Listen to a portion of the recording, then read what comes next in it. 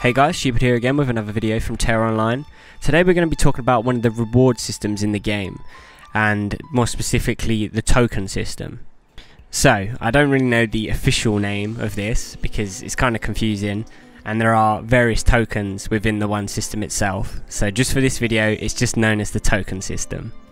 So I'm going to split this video up into three parts. I'm going to explain 1, what the system is, 2, what tokens are in the system, and 3, what you can actually buy with the tokens and how to do it. So, what is the token system? In short, the token system allows you to go do repeatable quests anywhere in the world and get rewarded with a token. So these tokens are pretty much broken up into 4 sections, and you will get one of these 4 tokens depending on your level when you hand in a repeatable quest. So, what are these 4 sections? These are basically done on levels, as I said earlier. So level 12 to 27 is the lowest section, and that is the support tokens. Level 32 to 37 is the progress tokens. Level 42 to level 50 are the dedication tokens, and finally level 52 to 57 are the frontline tokens. So the gear that you can actually get from these 4 sections. In support, there's actually only white to green items. In progress, there's white, green and blue items. In dedication, there is white, green, blue and gold items, and the same applies to frontlines. This last one confused me slightly, seeing as it's 52 to 57, and at the moment the end level cap is obviously 58, so this doesn't really make too much sense. I'm not sure if this just is for leveling gear only, but there was actually no level 58 gear on the vendor itself, so that's what I'm going to assume.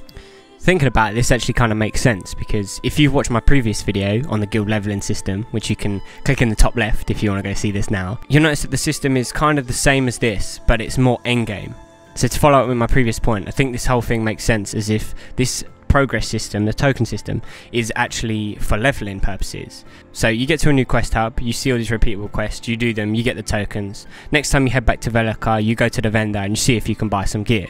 So that makes sense. When you hit level 58, it's time to move over to the guild leveling system, where you can obviously collect those tokens to buy the really high level 58 gold gear from the vendors there.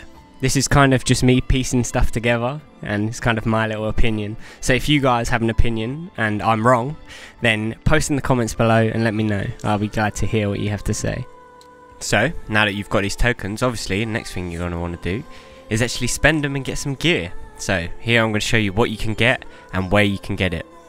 As you can see here on screen and on the map, this is pretty much the heart and soul of the token system. This is where the NPCs are, and this is where you hand in your tokens. The way that this works is that you go out to the world and you do these special quests. They're actually repeatable quests, and they look like this. Anyone who has this weird exclamation mark recycle sign above their head actually gives you a repeatable quest, which you can obviously do more than once. The first thing you're going to want to do is actually find a repeatable quest vendor. These are just all over the world, and you're just going to have to go out and find them. It's not like the guild leveling system where you get a quest from a board or anything like that, so you actually have to go find them. As you can see here, we found one outside SM, and we took these 2 quests. The first quest sent us inside SM to kill 20 of these mobs. The good thing about this, as you can see here on screen, is that when you hit number 20, if you kill any more mobs after that, i.e. 21, 22, they actually stack and they keep going. So if we stayed in there and we did 4 or 5 runs, if we killed 80 mobs or 100, we can go straight back to the quest giver and just hand in 5 quests. We don't have to do 20, go to the vendor, get the quest again. You can just continuously do it, which saves you a lot of time in the long run, especially when the quest giver's far away from where you need to be doing the quest. So as you can see here, once I handed in those, I've teleported back to Velika and I've headed back to the NPCs. Simply once I'm here, all I have to do is just scroll through the gear and click and buy which gear I want. The one thing that I would say is that price of tokens is actually pretty high. As you can see here, they're like 30, 80, 90, and I believe we got 1 from doing this quest.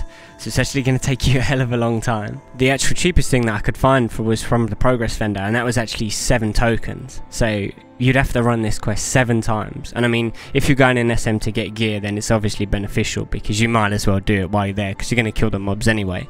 But if you're going out your way to do it, then it's going to take you ages to get gear, which I found very strange. So now I'm going to show you a couple of examples of the gear which you can actually get from these vendors, all the way down from white gear to gold gear. The good thing about all these pieces of gear are, one, they are actually bind on equip, so if you would like to sell these, you can. They are also enchantable, and they are also extractable and remodelable. So if you like the stats on the gear, then you can obviously remodel it to make it look however you want, and you can also enchant it, which is also good as well. So guys, let me know what you think of this system. At the moment I'm kind of confused about it. It's going to be good if you manage to get the tokens while you're leveling and not going out the way to do them. But if you're dedicating actual time to head over to this part of the map and kill 10 of these mobs when you're not really there, and then you're buying gear which is going to get upgraded on your next quest, it's kind of a bit So guys, thanks a lot for watching this video. I hope you enjoyed it.